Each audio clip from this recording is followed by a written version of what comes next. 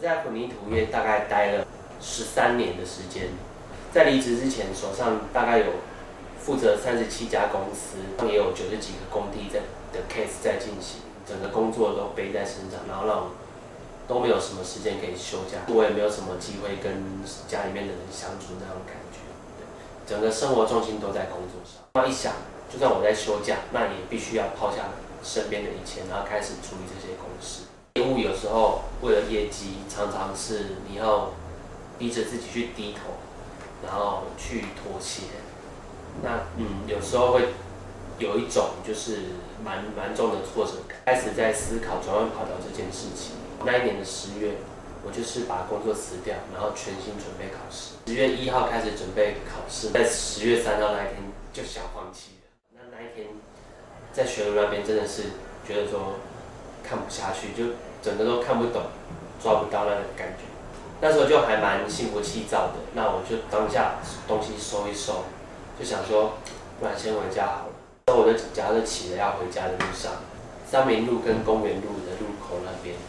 我就停下来等红绿灯，旁边停的车，刚刚好就是 Tucson 跟 Camry， 就是我年初想要换的那2台车。我那时候心里面就是百感交集，我就想说，如果我那时候没有把工作辞了，这其中一台就是我现在在开的车子。后来就转念一想，我既然已经做了这样子的决定，就是也不能让它就是这样白白的浪费掉。后来就是咬一咬，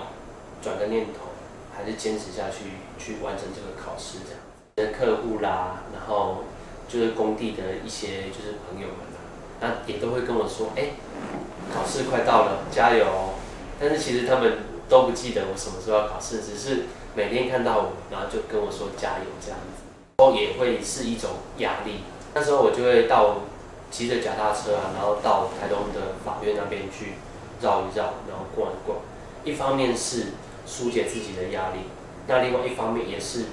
看着那个台东法院，然后就觉得说，将来我就是要在这里工作。念头又一转，其实他们都是真的很支持我，然后希望我考上。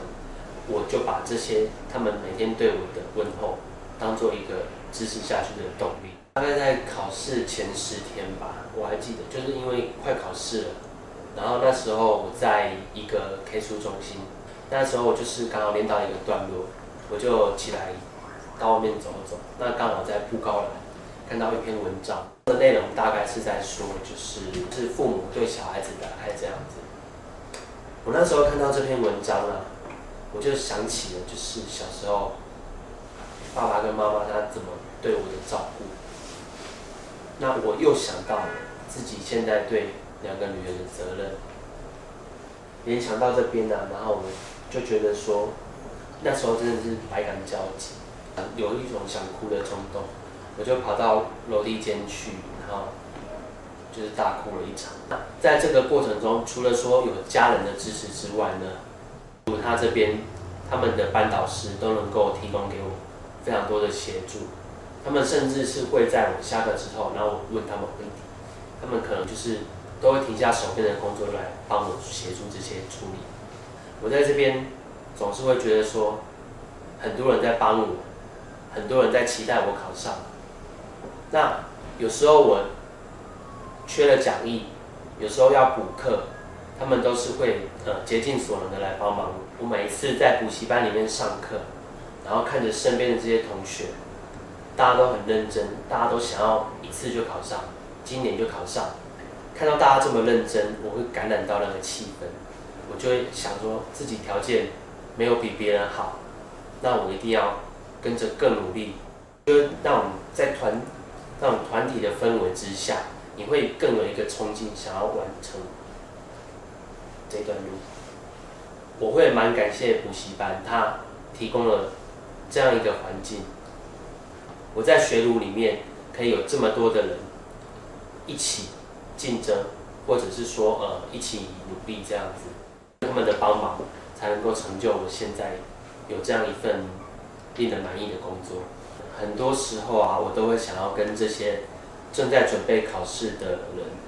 就是我想要告诉他们说，曾经有一个40几岁的人，那他的记忆力体力都正在退化，但是他也可以凭着一个坚定的信念，然后去准备考试，10个月就考上了书记官。像这样的一个人，他可以，你们比他更优秀，一定可以比他更容易的去考取。我也常用自己的例子来跟我的老婆分享，因为她很肯定我现在的一个生活品质，还有这样的一个工作环境，所以我觉得她也受到这个影响，然后因此想要投身这个考试。我觉得考上公务员之后，这样子的一个生活真的让我很满意。像我这样一个40几岁的人都可以考上，我觉得你们也都可以。